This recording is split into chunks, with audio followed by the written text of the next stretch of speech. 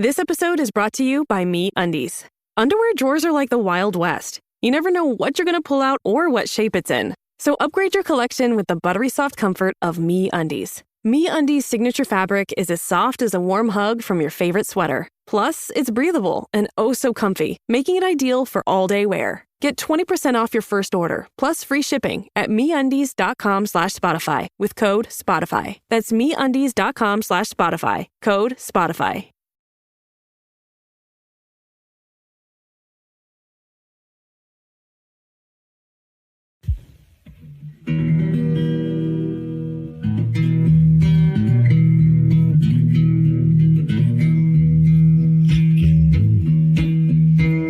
Rise up in the morning beneath the stars so bright. Pull your hat down, make sure your cinch is tight. Horses kinda snuffy, cold chill up your spine. You'll get your ass moving, son, we're burning daylight.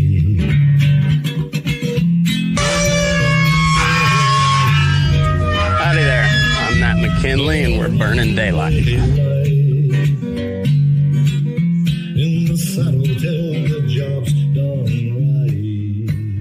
Welcome to Burnin' Daylight, the only podcast for the working cowboy.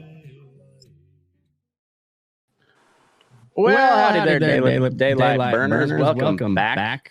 I've got a really interesting guest on the show today, and I'm really excited about this conversation. A fella named Lane Warenski. Lane R. Warenski. And he is the author of the book Caleb's Journey, which I am 14 chapters in at the moment. It is a frontier western adventure, frontier scout book number one, first of a three-part series, and really a good read. I'm really liking the character development. I like the historical accuracy. I like the plainsman. Tips and tricks of the trade that you weave in through there. I'm a Flatlander myself, so I've grown up idolizing guys like Kit Carson and Charlie Goodnight and the old school plainsmen of the day. So I really like that. You've done your homework, it seems like, sir. So anyway, welcome to the show, and glad to meet you, Lane. I'm glad to meet you, Matt. Thank you for having me. Of course. I love a good Western novel. Are you familiar with Elmer Kelton? I am. Okay. I still say to this day, for anybody wanting to get involved in agriculture, The Time It Never Rained should be required reading for them. It's such a good book, and it's but. You can go to McMurtry, to Louis L'Amour, to Cormac McCarthy. The list goes on and on. Zane Grey, the list goes on and on of great Western novelists, and I'm excited to get into more of your stuff because you've wrote several books over the years, and this is my first introduction to it, and I'm looking forward to going back through your other catalog and seeing what you got to say. Well, I appreciate that.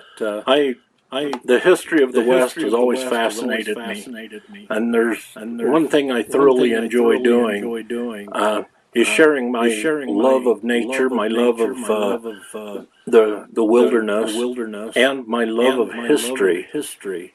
Through my writing, and to get people to really understand the rugged nature of what our pioneers, what our forefathers went through to open up the West.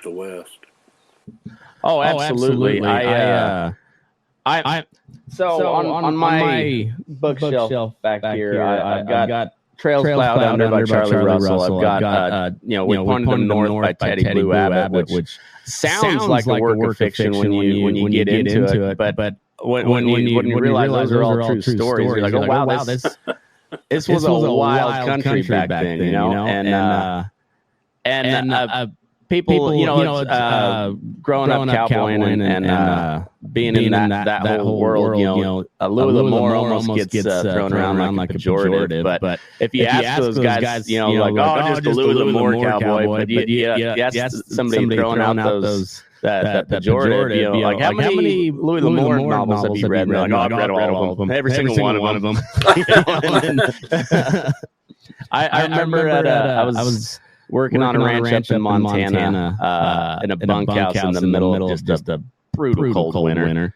And I think it was pretty normal for up there.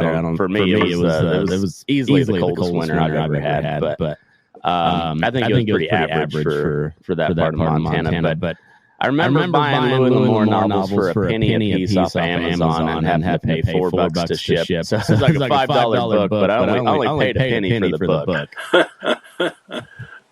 It was I shook my head every time I hit purchase on it, but it just the absurdity of it. But it got me through a lot of cold nights. And you can go through all the bunkhouses and line camps throughout the West, and there'll be some sort of whether it's Will James or Charlie Russell or Zane Grey or L'Amour or Cormac McCarthy. There'll be novels just laying around along with the magazines and newspapers and hopefully we can get a few years circulating around those bunkhouses and line camps as well. I hope so. I've developed a pretty good worldwide reader base with my Mountain Man novels, and moving into the mid 1800s with Caleb's Journey, the 1850s, and dealing with where the main push of the Oregon Trail and the settlers moving west. I really believe that's just a natural flow of the actual history of what happened in the West. With the Mountain Men were the first to come into the mountains, and they opened up the trails and made the way for the wagon trains and the use of the Oregon Trail. It's a part of history. It's a part of the America that I have always found fascinating my entire life. And for me to be able to write about it and to get people to read and appreciate, even though my work is fiction, I try to make it as absolute real to life with the hardships they face. And the sorrow, as well as the joy of the freedom that the wilderness brought to them, and the untamed beauty of our land is something that I really try to develop in my writing. That's it's funny growing up. I grew up kind of on the edge of the big open West. I always kind of consider the West starts about Dodge City, Kansas, and then goes the West starts there. But back in the day, it was essentially like St. Louis, Independence, Missouri, and then it was the West. And it's funny how like I made a joke at a live show back in Kansas a while back about how Kansas was like the ugly girls at the bar at closing time. There's like, well, a girl's a girl. I'm going to stay here in Kansas because there's not much pretty about Kansas. I mean, the prairie sunsets are beautiful, but Kansas is a pretty. It's a pretty forgettable state. But back in the day, it was just open plains, just nothing but grass as far as you could see, and it was funny the first time I was on a ferry going from Woods Hole, Massachusetts to Martha's Vineyard. And that was the first time I really saw open ocean for the first time, like on a boat. And you're like, oh, this had to have been what it felt like when they were on those Conestoga wagons, just looking out and just nothing but grass. Day after day of the same thing. travel for 2 weeks, and you're looking at the same view. It's like you haven't moved at all, but yet you've been moving every single day. It took not just physical strength, but the mental strength to succeed in the journey west in the mid-1800s was phenomenal. It was. I'm concurrently working on two like big long history series for this podcast. And one of them is on the story of the Mormon migration to Utah, and the other one is the story of the U.S. beef industry, and how I started it as the history of the packing industry, but you can't have the packers without the producers. And that whole the cattle boom was something. Man, I wish I could have been there to behold that. Just the first trail drives, and also just like the cutthroat dealing that was going on in the stockyards. And I mean, that packing industry gets a bad reputation for good reason. But just the how they transformed Chicago and really put it on the world map, and we really built the engine that drove like the explosion of the American economy was America truly was built on beef. That was kind of ever since the early days of the West. The earliest cowpunchers were usually driving cattle to an army outpost somewhere. Yeah, but can you even imagine the beef industry? It made America. No ifs or buts about it. You know, and that started with the buffalo hunters and the hide hunters, applying the leather. Everything was upholstered in leather back then. But just imagine the cowboys that had to round those wild steers up out of the thorn-ridden brush and mesquite lands of Texas in order to push them up to the trailhead or the railhead to where they could get them into the packing houses in Chicago. They were a breed apart. They were an unbelievably tough sort of human. Beyond my comprehension.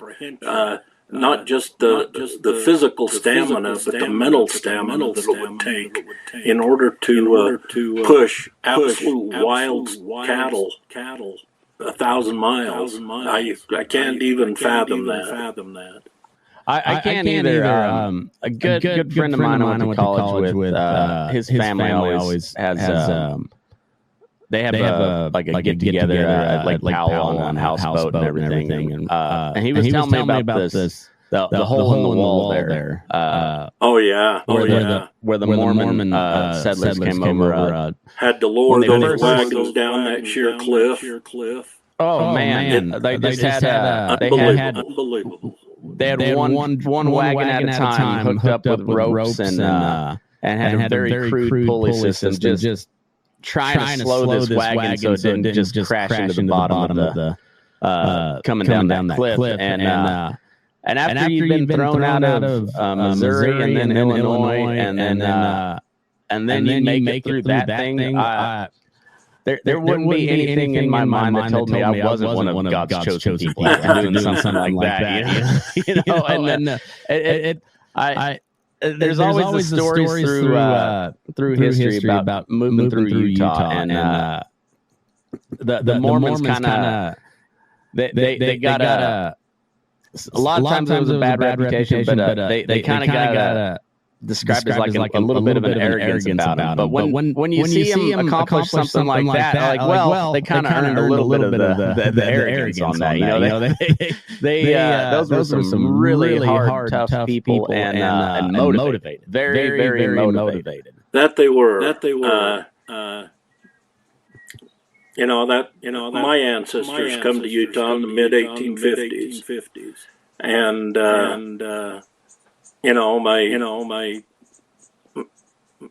My grandparents was born in the 1870s.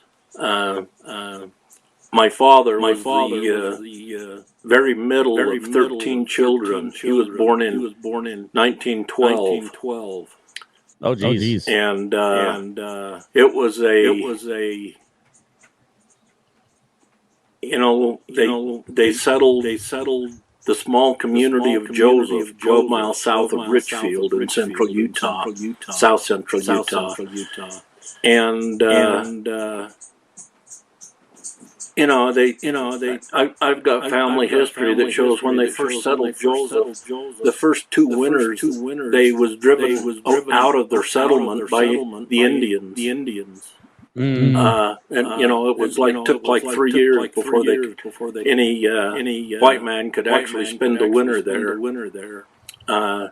So the history is rich in my family, but my love of history, it starts with the mountain men. It starts with the from the Corps of Discovery, the Lewis and Clark expedition that was the first white men to see this land, following the Missouri River up through Montana. It took not just bravery, but such stamina and desire to see what was there. I admire that as 200 years later, I have such admiration for those men. And then it goes on, as the trails opened up, and the settlers, most of the people that started using the Oregon Trail, I don't believe had any idea what they was getting themselves into. These were farmers and storekeepers and men and women. They weren't hard plainsmen. They wasn't mountain men that had lived for years in this wilderness. But yet they still braved it. They still made their mark as they come west. And Caleb's journey, it tells the story of a young man that was orphaned at an early age, that had a dream of making his own way in life, to settle in the West. And it's a story I feel that is both tragic and yet filled with joy at the same time. I think those people existed. I believe, even though they're fictional, I can picture them as real people as I write. And I really believe that it's their heart and soul that made it possible for America to be what she's become today. Oh, I agree 100%. And then like your character, Latigo Smith. There's been numerous instances of a guy like that gets in some trouble, leaves, and just completely changes his name. And on that particular one, not to go. Not to give too much of a spoiler, but he was somebody asked him his name, and he was last thing he'd done was tighten the Latigo on his saddle. So that was his name, and that's what stuck. And that guy might be a fictional character. There's probably hundreds, if not thousands, of cases like that throughout. At least similar to that type of story throughout the history of the West. And it's all just so intriguing, fascinating, and you can't help but admire. You go back through like some of Charlie Russell's, and you touched on it a little bit in Caleb's journey, but like Charlie Russell and Teddy Blue Abbott, they say several times throughout their work where they felt more in kin with the Indians than they did with a lot of the settlers coming west, because when they got there, it was as wild as it got. They were as free as could be, and then they just slowly got pushed out as the settlers. They just kept getting bumped out. And kind of the story alone summed up. Well, I guess we cleared out all the Indians and the bandits down here. We better go up to Montana and see what they got up there. And I think there was a lot of that in the West. Like we're kind of descended from a bunch of ramblers. To put it kind of lightly. Oh, absolutely. And the fate of the Indians, I have a great deal of sympathy for them. At the same time, I feel that it was inevitable for this country to move west. Some of the ways that the Indians were treated by our government, I think was absolutely wrong. But when you've got an immovable force against an immovable object, something has to give. And the Indians would not change their ways. They would not. They didn't believe the way the whites believed, and they believed right from the start that they were powerful enough to stop the whites, the settlers from coming. They didn't believe, and they didn't have any realization the numbers of settlers that would so vastly outnumber their own. And most of the Indian tribes, not all, but most of the Indian tribes were warriors. They were warlike people. And their answer was to stop the settlers was through war, was through brutalization, was through trying to make fear. And that caused a hatred between the two peoples. And then that brutality was met by the white people.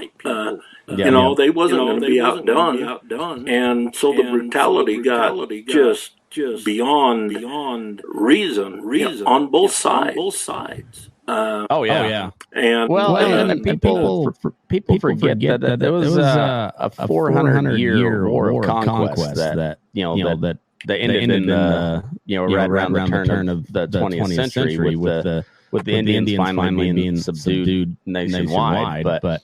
That was a 400-year conquest. It was. And so there was a lot of bad blood going back generations. I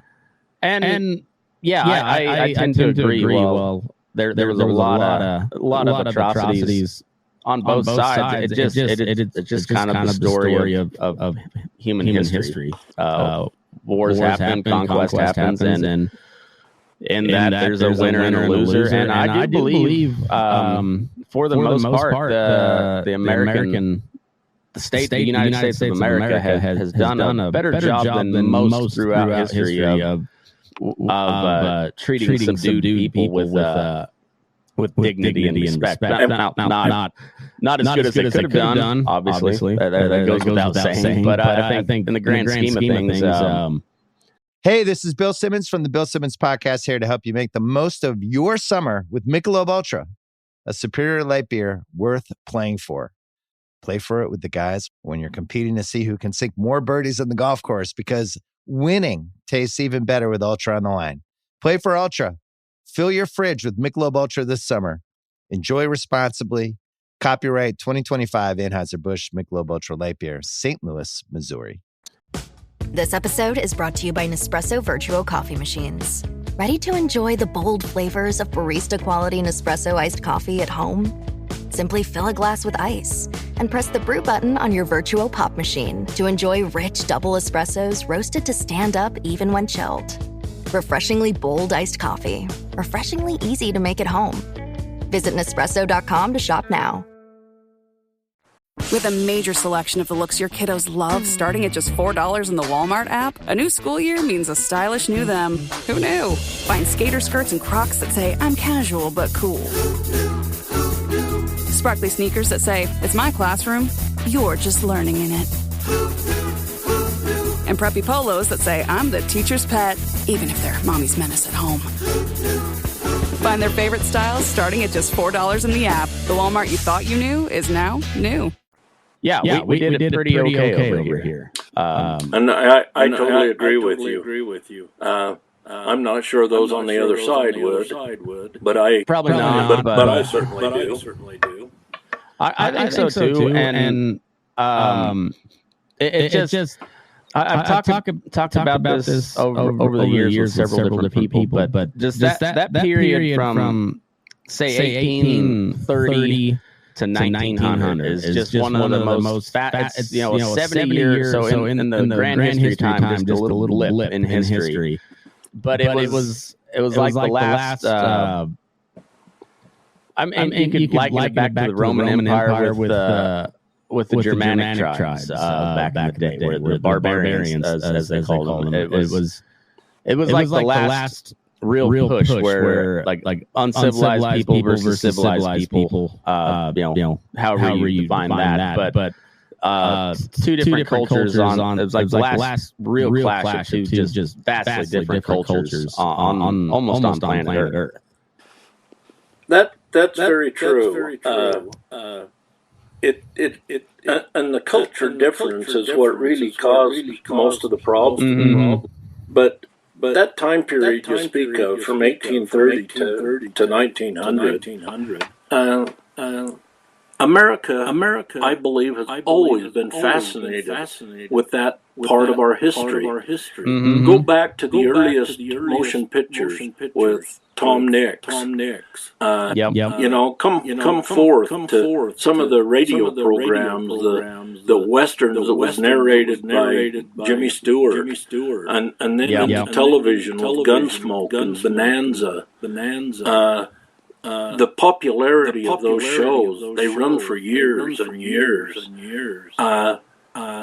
And then you've got writers in the mix, from the early 1900s, from Zane Grey to and the Will James and all those. And then you've got Louis L'Amour.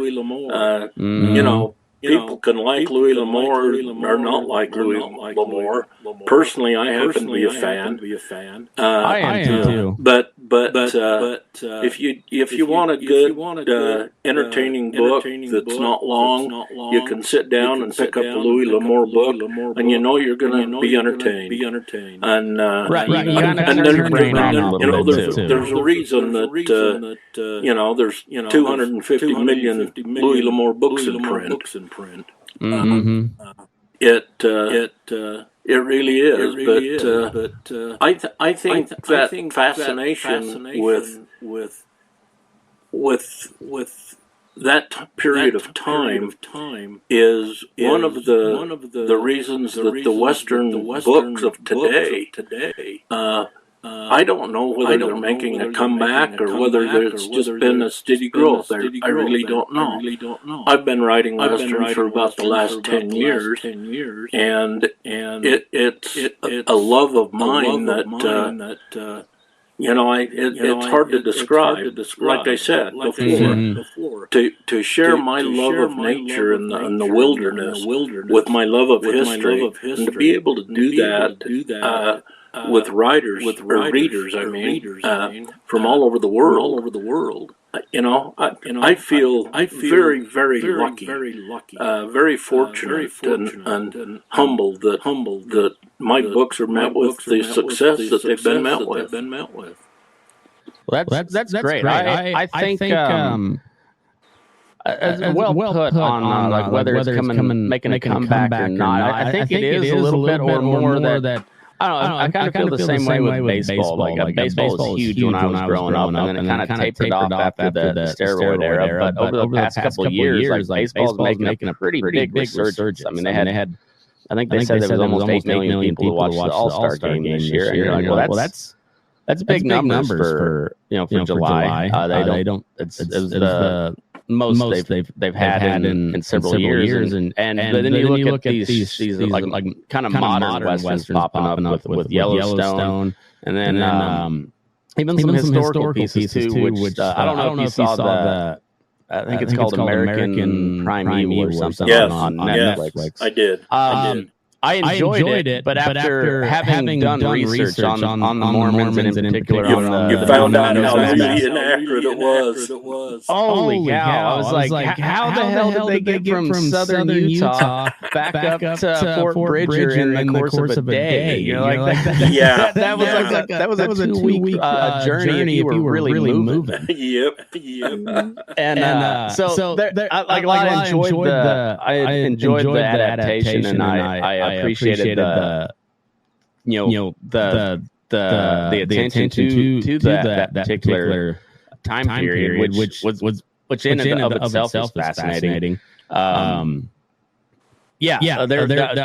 a historical nerd, I was just like, oh man, they really Hollywood dramatized it. You know? They blew it way out of whack. But it was an enjoyable show at the same time. Yeah, it was. And then I mean, they didn't even mention Lee. They focused on Wild Bill Hickman and not John D. Lee. And John D. Lee was really the main character of that whole Mountain Meadows. Yep, it really was. He was the only one that was actually convicted and executed for it. Right, but he got excommunicated, and as he was hung, he was held to a story that it was under direction of Brigham Young, and so it's like it was a wild period of time in the state of Utah. It really was. One of the parts of that history that I think is very much undertold in most history books and throughout is the Utah War. With Johnson's army coming forth in the winter that they spent at Bridger after Fort Bridger was burned to the ground, and the hardships that they went through. American Primeval touched on that very slightly. But that was Johnson's army. They stayed in Utah for Camp Floyd. They're about 40 miles southwest of Salt Lake City. They spent almost 3 years there. Bivouacked at Camp Floyd. And that's a part of history that most people aren't even aware of. No, and Porter Rockwell was kind of hell on wheels, attacking those supply trains and stealing cattle, and there was never any real direct confrontation between the Mormon settlers and the U.S. Army, but there was a lot of skirmishes on the that kind of went under the radar. Absolutely, there was.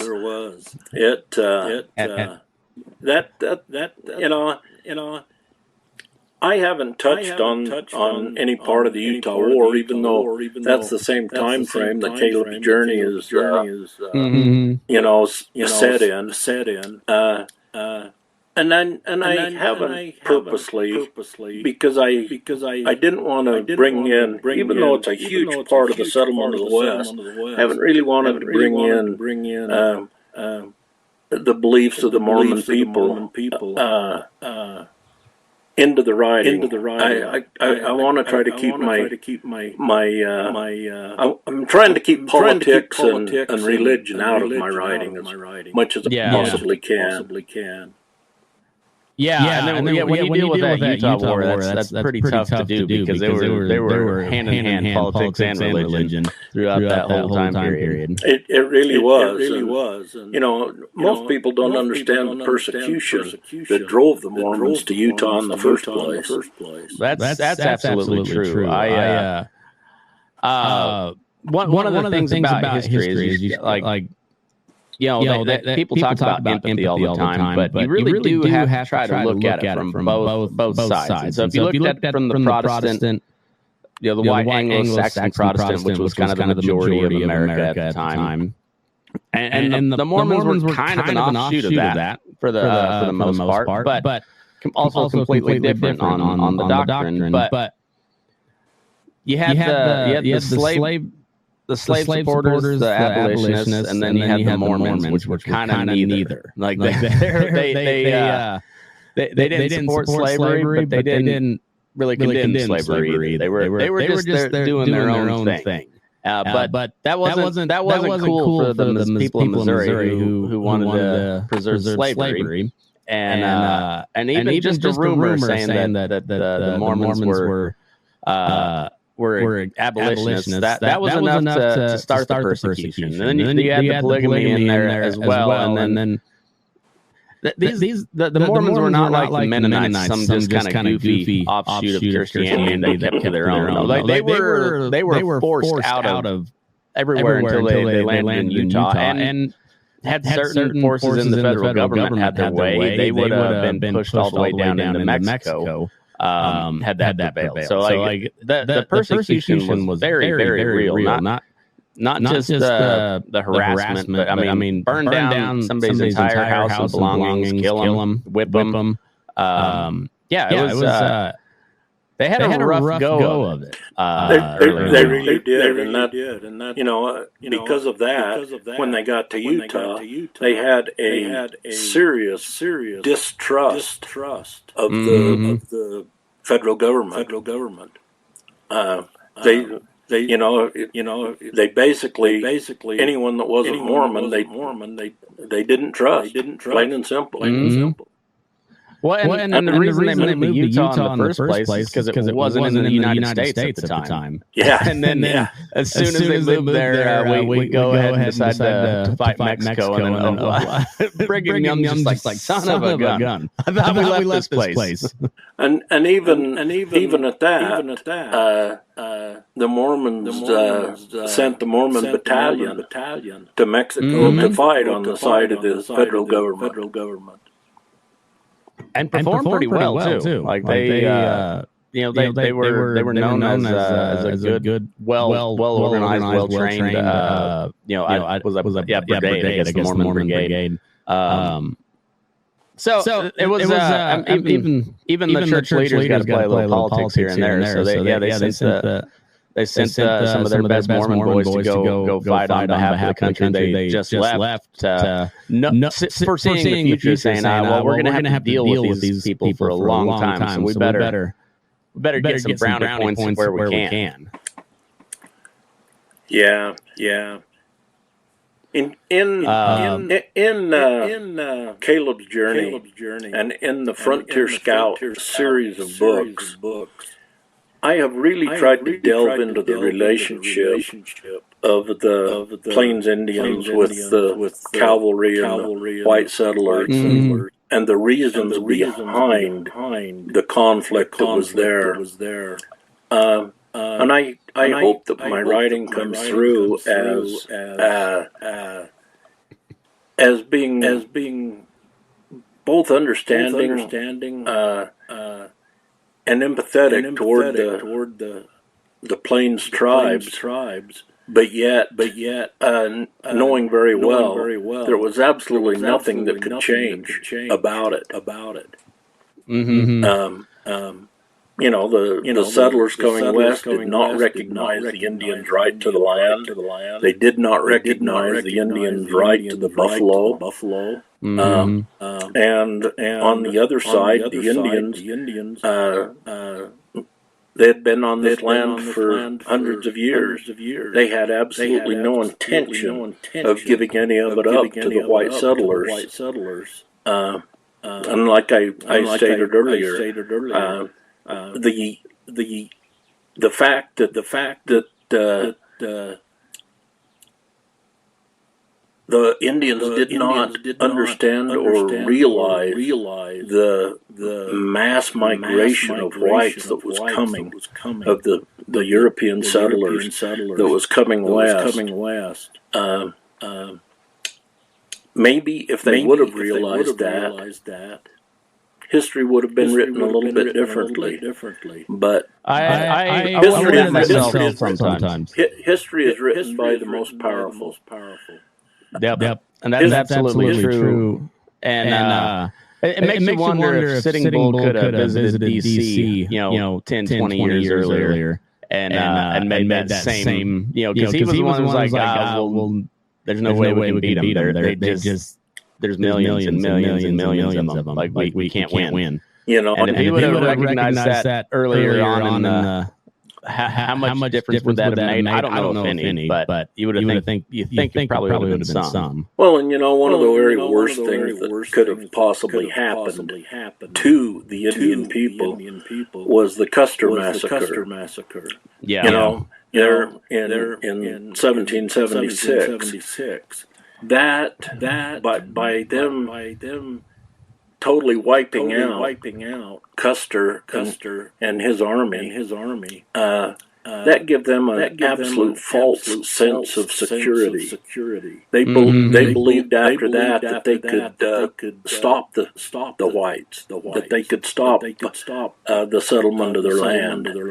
And what they didn't understand was all that did is made the determination of the U.S. government to provide more support to the army, more support to subduing them, and it brought a much quicker end to their way of life than I think it otherwise would have. They learned the same thing about Ulysses S. Grant that the Confederates learned that once you poke the bear, you better be ready for what's coming. General Grant played no games when he waged war. He was we're going to win, and we're going to win not despite what you think. I know we're going to take you out. Yeah, and it you go back even to the very early days. The McDonald's snack wrap is back. You brought it back. Ranch snack wrap. Spicy snack wrap. You broke the internet for a snack. Snack wrap is back. Ba-da-ba-ba-ba. Ryan Reynolds here from Mint Mobile. With the price of just about everything going up, we thought we'd bring our prices down. So to help us, we brought in a reverse auctioneer, which is apparently a thing. Mint Mobile Unlimited Premium Wireless. How to get 30, 30, how to get 30, how to get 20, 20, 20, how to get 20, 20, how to get 15, 15, 15, 15, just $15 a month? Sold! Give it a try at mintmobile.com/switch. Upfront payment of $45 for 3-month plan, equivalent to $15 per month required. New customer offer for first 3 months only. Speed slow after 35 gigabytes if network's busy. Taxes and fees extra. See mintmobile.com. William Ashley. I've read several of his writings, and in a letter that he wrote to some of his friends that was still in the military, he retired from the military after the War of 1812, but he explained even as early as 1825, 1826, that if the Indian people were to be subdued, all they had to do was take away their food supply. Mm-hmm. And you even go to another one of the great plainsmen, mountain men of that era, Kit Carson. His march and how he subdued the Navajo people in the Four Corners area. That was strictly a matter of eliminating their food supply. Mm-hmm. Going in and burning their orchards and everything that if people can't eat, they can't fight. That's exactly right. And that you fast forward to 1918 and with the starvation blockade on Germany, that was what broke the back of. And then with our help, with a couple million troops, helped break the back of the German defense. But that led to the Germans wanting to expand eastward so they never get starved out again. That was a big part of Hitler's invasion of the Soviet Union was to take Ukraine to get the food supply, so they wouldn't be starved out. It's tactics win battles, but logistics win wars, and that's food is the biggest part of it. You can have the biggest army in the world, but if they got no bullets and no food, they're not very effective. No, and one of the things that the Indians didn't realize as the settlers started moving through and either killing off the buffalo or driving them away from the Indians' hunting grounds, is arrows don't go up against steel very well. No. You know, No, they really don't. A lead ball coming out of the end of a musket might not be super accurate, but it will shoot a lot further. Oh yeah. Than a stone-tipped arrow will. Mm-hmm. And it was a lesson that it took a lot of hardship. You know, when Sitting Bull moved his people to Canada to try to escape the U.S. military, it was starvation in Canada that actually made them come back and come to the reservation. Yeah.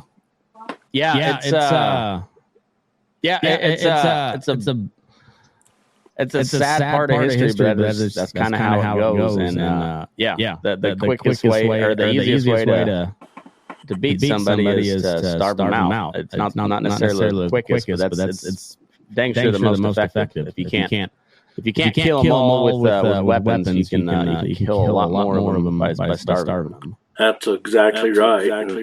And to the Plains Indians, and even to some of the Indians of the mountains. The Ute people would travel to the plains to hunt buffalo. A lot of the Western Shoshone people, the Flathead, they would all leave the mountain. They'd cross the Rocky Mountains into the plains of Montana to hunt the buffalo. Because the buffalo was the lifeblood of the Plains Indians. Period. Without the buffalo, they had no chance. Well, and on that same note, you talked earlier about how most of the Plains Indians were warrior culture, and when you like in today's day and age where you have a lot of people that don't understand history and they'll make land acknowledgements. We're living on stolen land. And like, no, this was conquered land. And it was the same thing for those Plains Indians tribes. It wasn't peace and harmony. Oh no, white man got here. It was wars between all these tribes, and so you had like the Lakota Sioux up in originally up in like the Wisconsin area, but then they got pushed into Montana. But they were the most fearsome of the bunch, and they're like, no, this is our land. This is our hunting ground. We won it through blood and sweat. No, we're not giving it up, and it's a completely reasonable, rational way for them to look at things too. It really it wasn't just niceties, and the Indians were just mean. No, there's generations of history that went back to them personally that made that their land, and so of course they're going to fight for it. Absolutely. And what the Indians and the whites, neither one was willing to accept was living in harmony with one another. Yeah. And I don't know if there was ever a way for that to truly happen, because the way, like you talked, the buffalo was the lifeblood of the plains, and but that also meant the buffalo went where they want to. That's right. And so there was. That's why property ownership wasn't so much a thing. You had territories, but they didn't set up establishments because they followed the buffalo. That's right. They were nomadic. And they followed the food. And it's just that part of that type of culture was completely incompatible with the encroaching Western white culture, which was set down roots. Start farming, more of an agrarian, and then came the Industrial Revolution. That really that was if it wasn't already spelling the end for the Indians, the Industrial Revolution sure sped it up with the railroad, the repeating firearm, steel, all that stuff was just it just helped speed up the end of the reign of the Native Americans. It really did.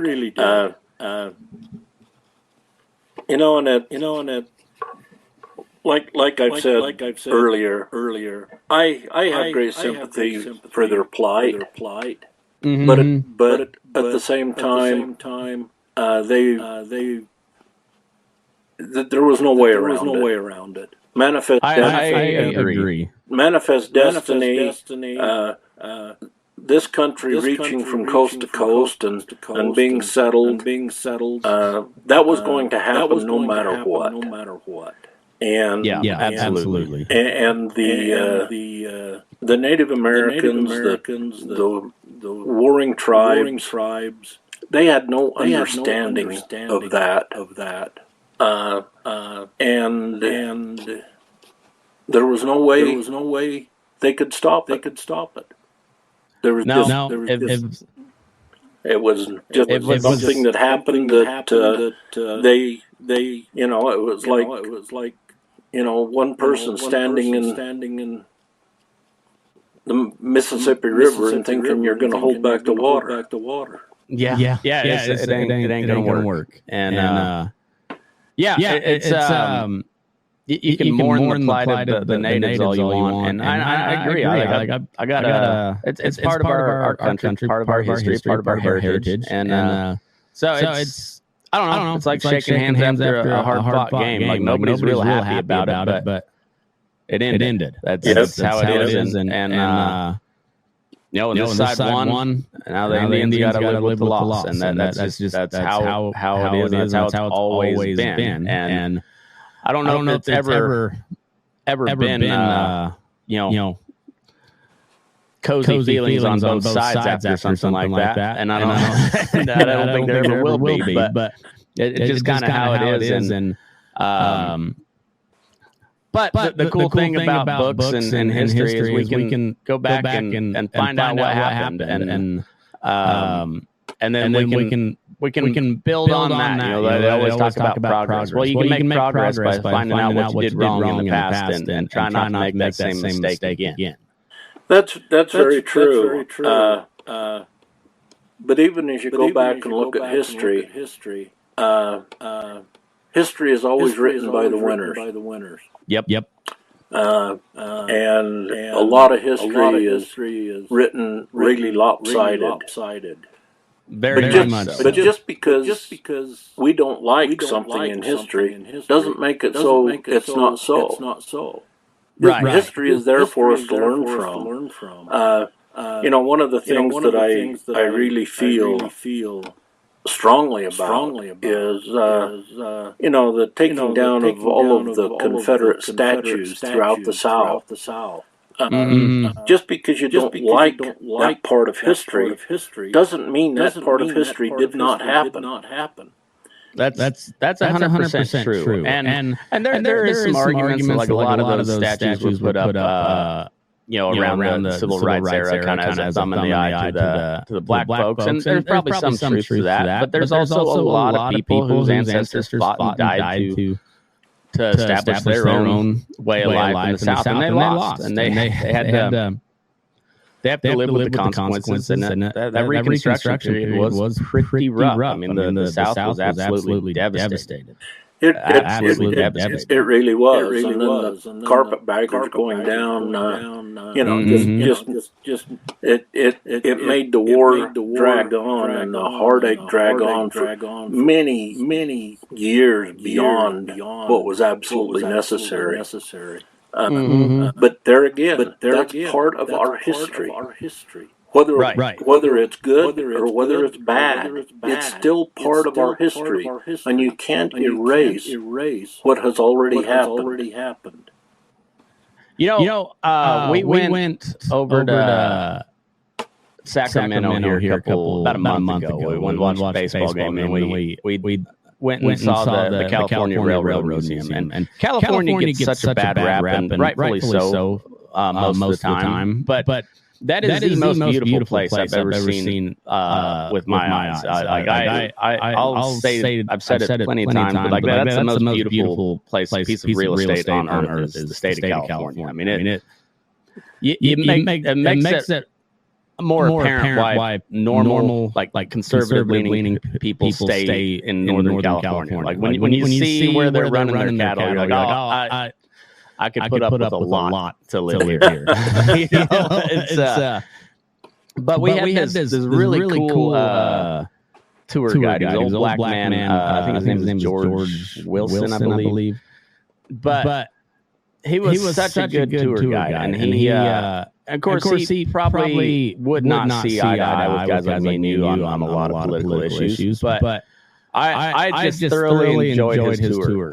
He had random facts about different black people throughout history. There's a black family who are billionaires strictly from their ancestor creating several different patents on refrigeration on the railroads. And the railroad was one big thing that really helped make the U.S. an economic powerhouse. But we invented refrigeration. that was made here in America, and we kind of broke the back of the British beef industry with through refrigeration and the sheer amount of cattle that we were able to produce out in the West. But the refrigeration made it really possible for the United States to make its mark on the world by exporting chilled beef. I didn't know anything about the patents on the refrigeration, but this tour guide in the California State Railroad Museum told us about this black guy that had I think he had like 13 different patents on the refrigeration. And this guy was just proud as hell to be an American, and he focused on the kids specifically. He's like, you guys have a future, you can do anything. And I was like, this is a great tour. I would recommend that anybody gets a chance to look at that museum. It's really fascinating, and especially if you get somebody who's as passionate about it as this George fellow was. And it just it was cool. It makes me proud to live in America. When at the end of the day, it's like, boy, we did a lot of cool stuff. We did a lot of cool stuff. That we did. I think settling the West, from the two railroads coming forward, meeting here at Promontory Point in northern Utah, to the telegraph, to a lot of that, I believe, had to be almost divinely inspired to actually make it happen the way it did.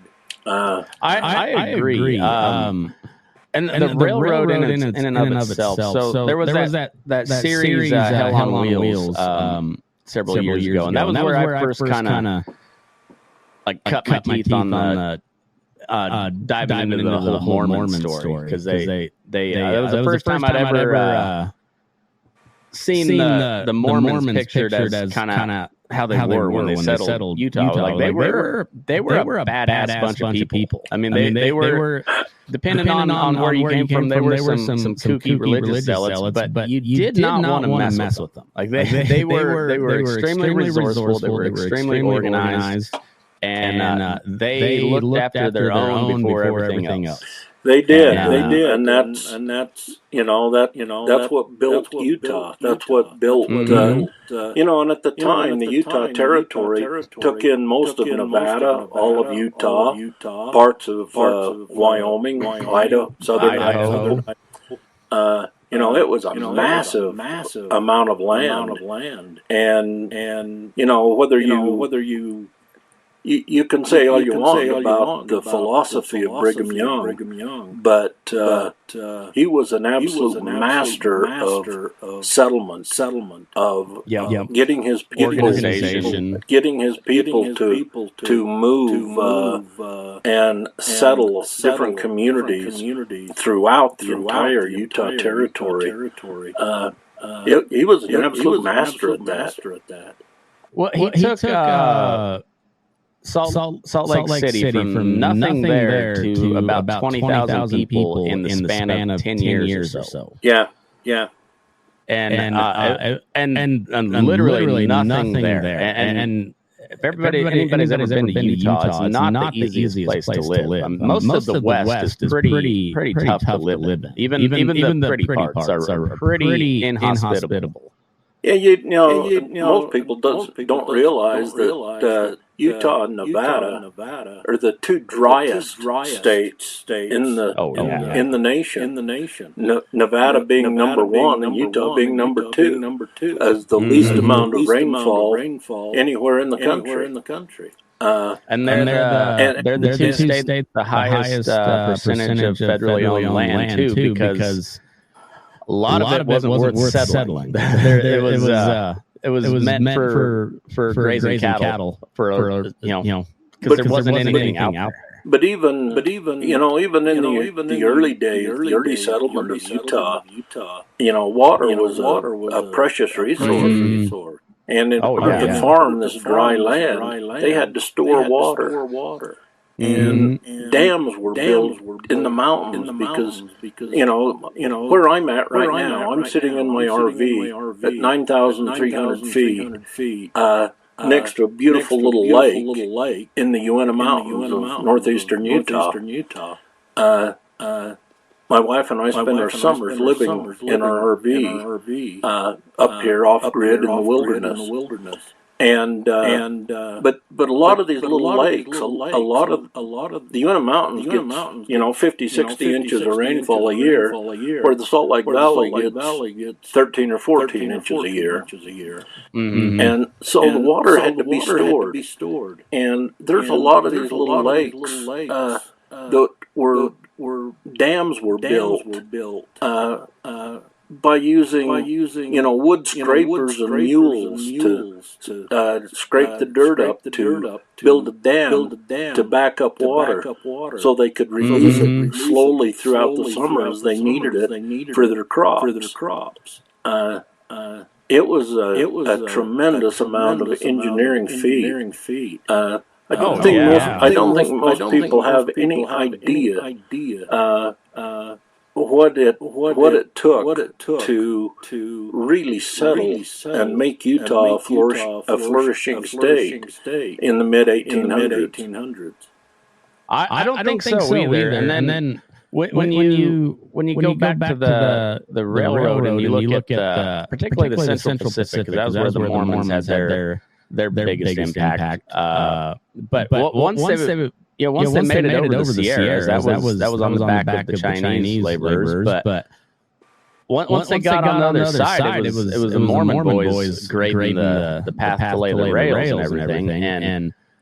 And the early Mormons were very much a communal type of society. And so a lot of new European immigrants flowing into Utah, and a lot of them were on indentured contracts where it's like, well, you're going to work for the church now, and the church is helping build this railroad, and it was a lot. Yeah. The sheer amount of work and just brilliant engineering at the time was astounding. It really was. You move. Like you say, Salt Lake City, you move 20,000 people into a wilderness. There is nothing. There is not a road. There's a few Indian trails through the mountains. They have to be able to not only feed, logistically supply the needs of that many people, but the natural resources. They had to prospect. They had to find coal to burn. They had to find minerals to mine to make everything. Because they didn't trust the United States government for any of that. And it was really a fascinating part of our history and a hardship on people that it's a story that is very well, I believe, undertold. I think so too. So when your family came over, was that during the handcart era? I can't remember the dates of the handcart. I think it was a little bit before that. Okay. I think my people reached Salt Lake City in 1855. Two brothers showed up, and one settled in the Salt Lake Valley itself in the Cottonwood area of Salt Lake County. And the other was sent down to Sevier County to settle. And that was my great-great-grandfather. Okay. I know those the southern Utah Mormons were a little feistier than the ones up around Salt Lake, but I feel like that's because they were more out on the fringes of the Mormon Empire, if you will. The Salt Lake had to be a little more stand-up-ish because they had to deal with the outside world quite a bit more. Where the southern Mormons, they were strictly trying to survive. They were. They were trying to survive, and but in Salt Lake City, it become a travel. The main California Trail ended up going through Salt Lake City. At least after they found it was a shorter route than going up through to Fort Hall in Idaho, and then coming down. Basically into Nevada from the north. But it really was. It's a fascinating part of history that and I believe that's in my writing. I believe that's what I try to capture. Is that I don't even know how to put it into words right now. But it's the determination, I guess, is what I'm trying to say. To succeed. Pioneer spirit. The pioneer spirit. Exactly. Yeah. I agree. I've been fascinated. And one thing I will say about the Mormons, they keep immaculate records, and a lot of them. There's a lot of stuff to go through when it comes to Mormon history, which is also why it's so shocking that it's not a more told story. Because, as I said, it is incredibly fascinating and interesting, and you can't help but stand back and just be like, man, those were some people now. Those were some tough people. And it's all out there for people to read. You gotta know where to look. But you folks kept some incredible records throughout time. It is the genealogy. It's one of the real big things that goes back through all of the church.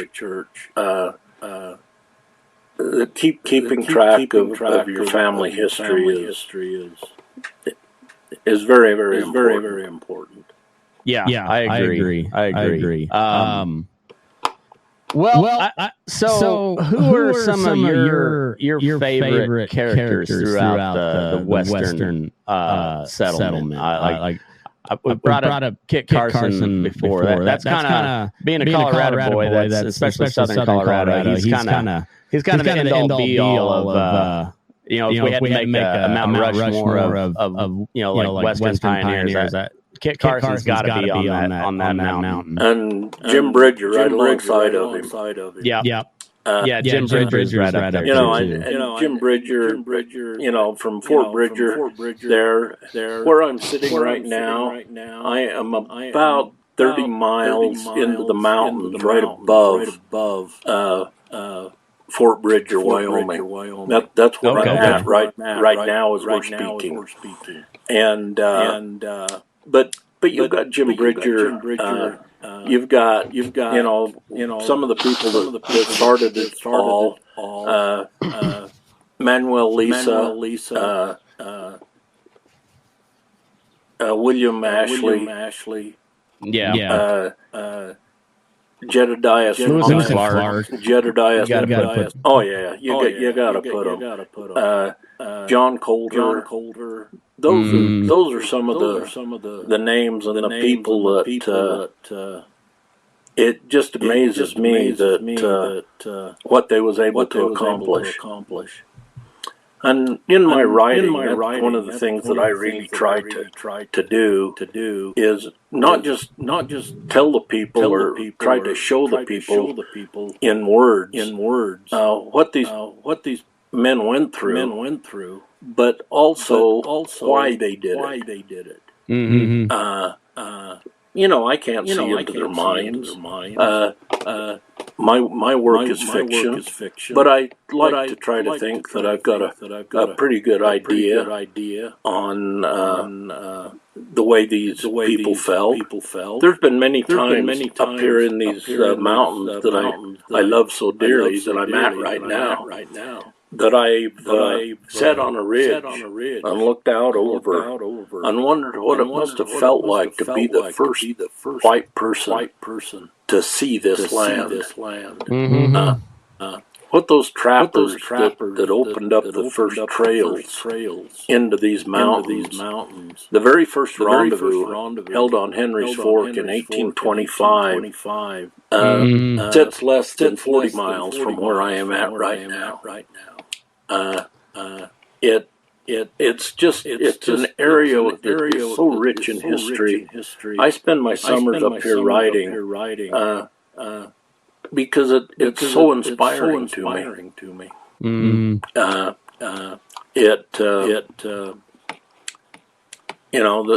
Caleb's journey that you're into. I really have tried in that book to create a character that is strong enough to endure, that is smart enough to survive, yet empathetic toward the plight of not only his own people, but his enemies as well. Mm-hmm.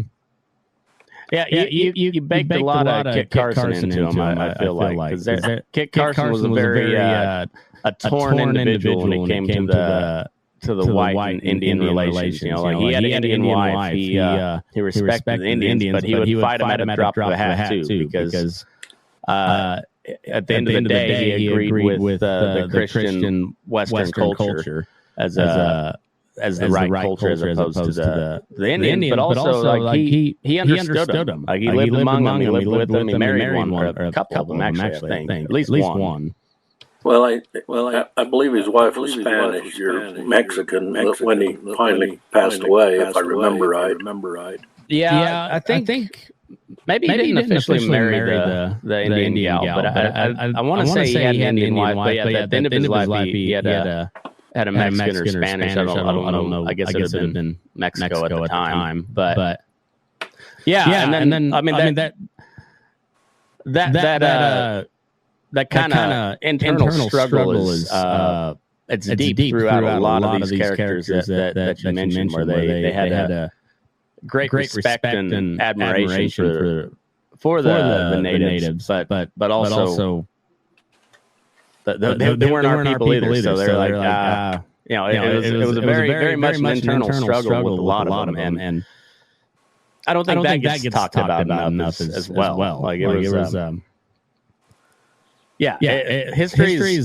History's not always pretty. It's a little messy. But that's what makes it great too. It is. And I don't feel like our education system anymore teaches history the way it should. Because like I've stated before, and I truly believe. History might not always be pretty, but it's always our history. Mm-hmm. You cannot erase what has already happened. Yep. You can learn from it. Exactly right. You can make it so you don't want to repeat it, but you cannot make it so it did not happen. And I believe that a lot of the loss of teaching of our history has been happening in our schools that I really disagree with. I agree too. That's a big reason why we homeschool. Try to give a and I have no regrets of that yet. My kids are 8 and 10, and they read and think at a way higher level than most of the kids their age. So it's I agree with you on the teaching of history. There's so much that I've learned since I graduated high school. And I was like, man, I had some good. I had a really good history teacher in high school, and there's been several topics that come across. And like, man, I wish Mr. Geardahl would have had a section on this when I was in high school. But the cool thing about that is now I can give my kids what I missed out on in high school. So I guess it all comes around that way. But it's I agree. Even the ugly parts of history still happened, and we don't have to celebrate the ugly parts, but we got to acknowledge that it was, and part of becoming a better person, better country is looking at what you did wrong and try to, if not make amends for it, at least try to avoid those mistakes from happening again. Absolutely. And I think novels, and particularly Western novels, are a great way to, if not tell the history of the West, it gives people a thirst to find out. Because you tell a good story and you're like, well, that's just one of countless thousands of stories like that happen all across this. And the West, it gets mentioned as like this place, but the West is huge. It's a really massive place. It is, and I go back. Western writing. I go back to. I believe it was something that Louis L'Amour said. If you write a book that about people or events east of the Mississippi prior to 1900, it's historical fiction. Mm-hmm. But the same writing, if it's west of the Mississippi, it's a Western. Yeah. And I really believe that is so true. I believe that the Western, just like with the fascination of the Western TV shows of the 50s and 60s, I believe that's what we're trying to recreate in literature today with the Western novel. Louis L'Amour also said is as an author, all of the stories out there have already been told. Mm-hmm. It's an author's job to fit his characters into the stories to make them new. And I believe that's very true with the Western novels. I really do. The stories are there, but it's our job as authors to write that character so that the story is new and fresh. Well, I agree. And Western novels have always been some of my favorite. I'm also a fan of like spy thrillers or just military spy thrillers. And so Jack Carr is one of my favorite authors here of the last 5 or 6 years.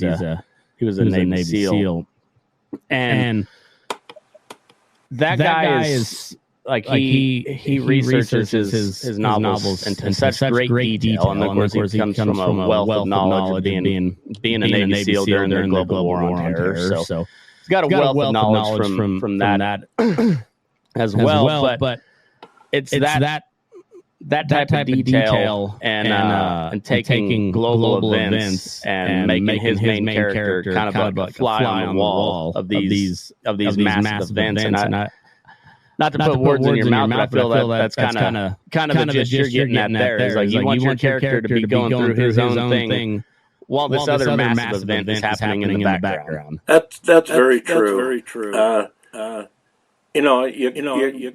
You go back away from my Caleb's Journey story, and I've got 21 published books about mountain men in a series, and the events, the rendezvous. Each one of those rendezvous and actual events that I've got actually happened. I've just inserted my characters into those events. And I've tried to do the same thing as I've started the Frontier Scout series with dealing as much history, actual history of Fort Laramie and the Oregon Trail, specifically from Scotts Bluff through to South Pass. I've tried to create as much true history as I can in those books, as we follow the Oregon Trail west, and the military escorts from out of Fort Laramie and further east, Fort Kearny.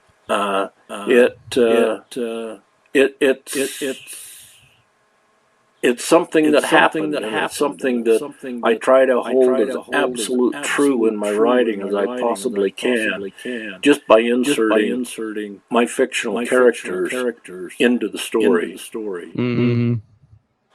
Well, and you did a good job of developing some of the the Army characters in that book as well. And that's a thing that another thing to harp on is the U.S. military, or U.S. Army was nothing like it is now back in those days. I mean, it was as ragtag as it got. there was a couple military colleges. You had West Point, you had the Citadel, and you had like the Virginia Military Institute. But the enlisted men were pretty ragtag. A lot of no-account type people that had no other option in life. And I guess in some ways that's not much different than today's military. If you listen to some of your veteran friends, they'll tell you about what the type of degeneracy you run into in the military. But there's at least a process of how you get into it nowadays. Like Back in the day, it was just kind of like, well, I got no other choice. I'll go sign up down at the fort. Oh yeah, absolutely. And through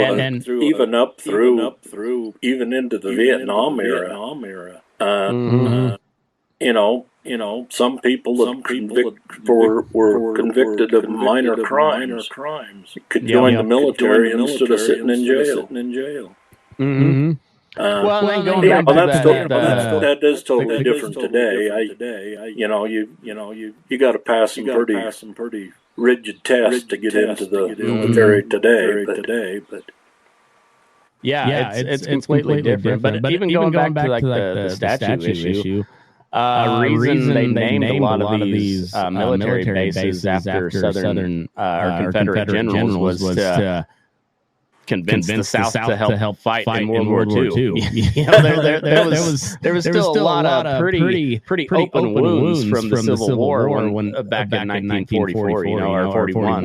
It was there was still people living that had fought in that, and so they're like, I'll be damned if I'm going to fight for the United States government, but then you rename Fort Bragg after Braxton Bragg, and that helps mend the fences a little bit more. And so there was a purpose behind all of that too. There was, but and even when you look at the Army of the West, a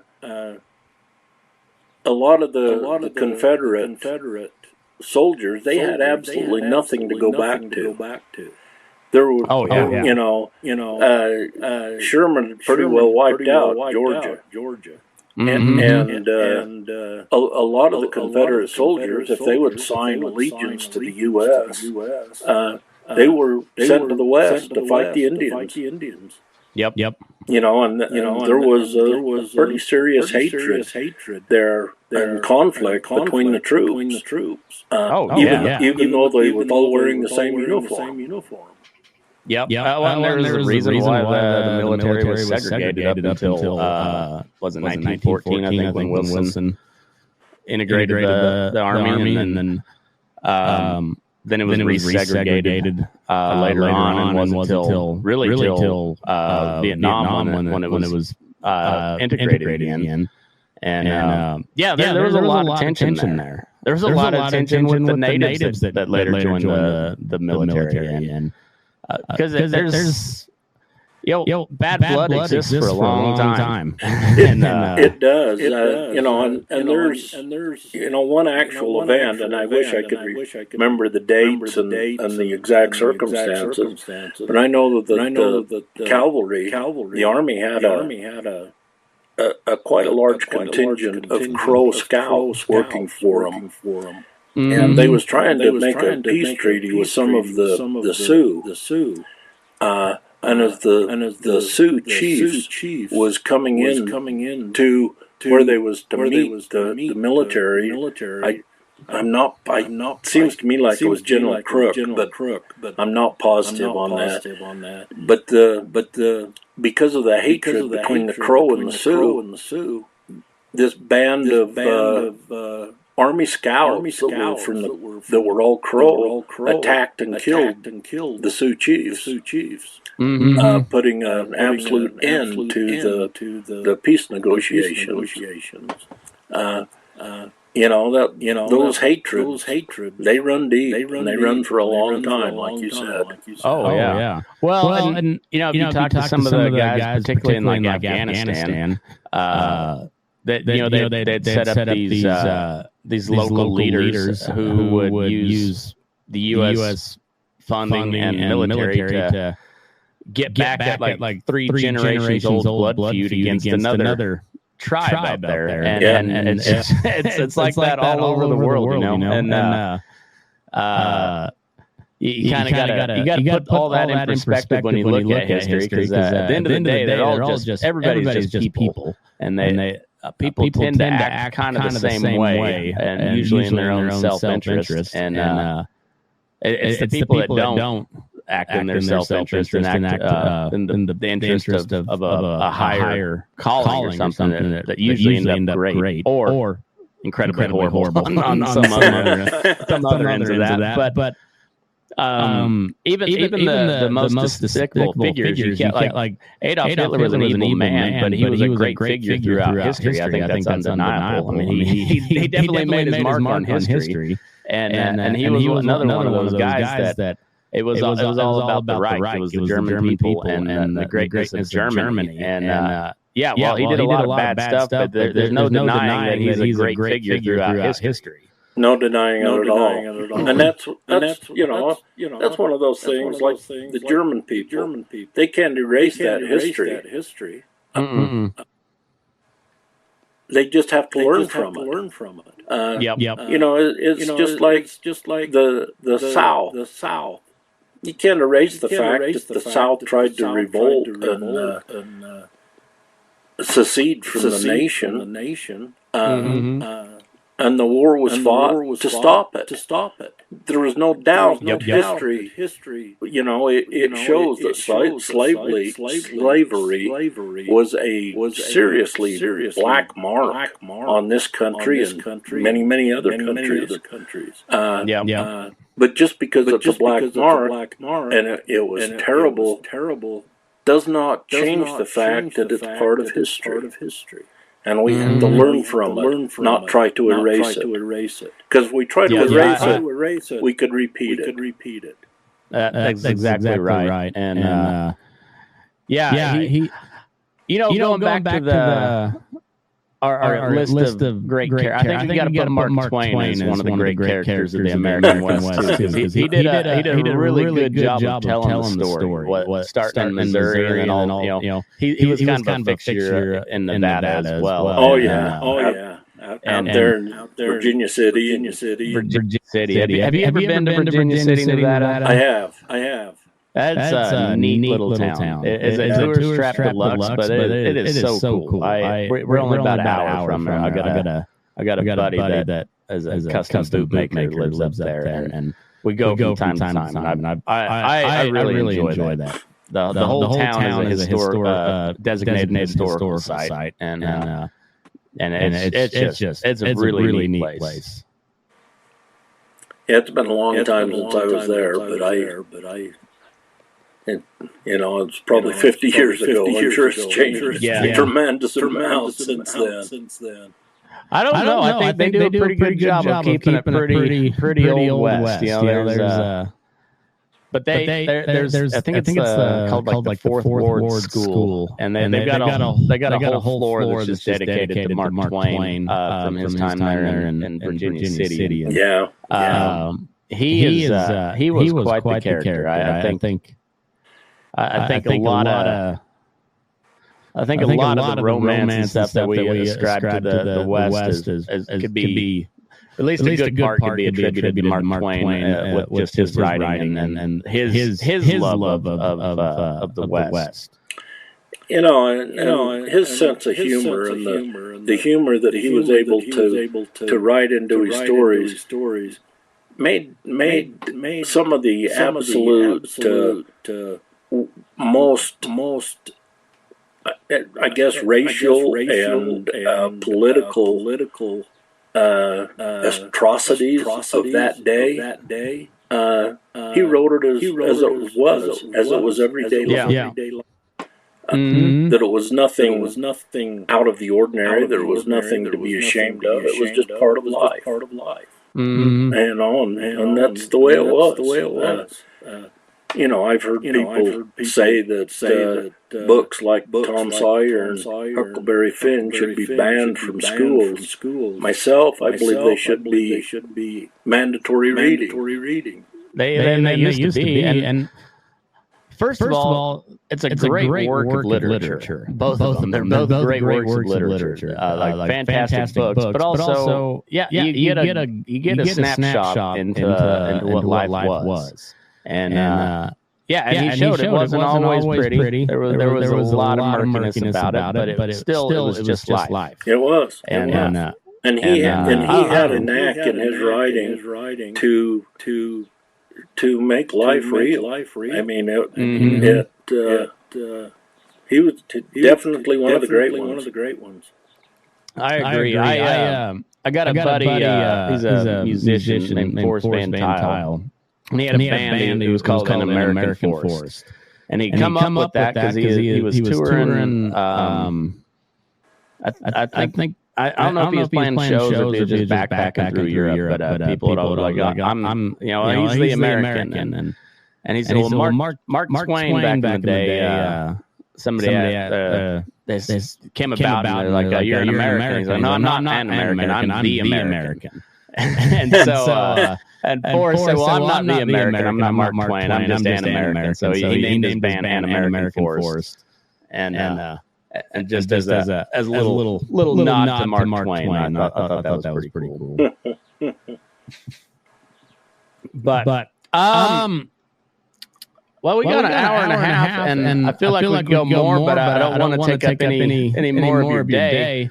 But I'm really enjoying the book Caleb's Journey. Go buy it on YouTube. And go check out some of his other stuff. I know I will be as soon as I'm done with Caleb's Journey. But I'm really glad that you're out there writing about the West, telling great stories and weaving in some new characters into stuff that definitely already happened. So.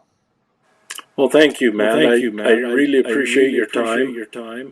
It's been an enjoyable talk. We've covered a lot of subjects that has got me actually thinking about some other different storylines. So maybe we'll pursue some of those into the future. Well, that'd be great. I can't wait to see what you got going on. I'll have to get your contact info and we'll stay in touch because there's some. I'd like to get your thoughts on some books that I need to read to continue my story into the Mormon migration and how to tell that story properly. Because I think that's another thing about history is how you tell it. There's stuff that happens. And like I've said several times here today, history is written by the winner. History is written by those with the loudest voice. And there's always two sides. There's always another side to that voice. a lot of history. You take, you go back to the Mountain Men. You take the biography or autobiography, supposedly, of James Beckwourth. He was a black mountain man. Some say he was the most prolific liar in the mountains. And his story, he told his story that was written by a newspaper writer, but it wasn't until the late 1850s that he actually told his story, and this person wrote it down. And there was a lot of controversy to it. How much of it was true, and how much of it was all made up, and how much of it his memory, because it was 30 years after he lived it. How much of it is true. But it's still a fascinating read about a man that lived during that time. Yeah, and even if it was all made up, he's making it up off of stuff that he wished would have happened, and it still gives you an insight into what life was. It really does. So I'm really looking forward to finishing this book and getting in on a couple of your other ones. So I'm looking forward to that, and then let's stay in touch, and we'll sounds great.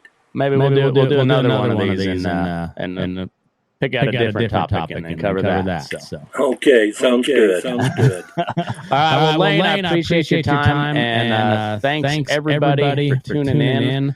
Now, move your ass. We're burning daylight.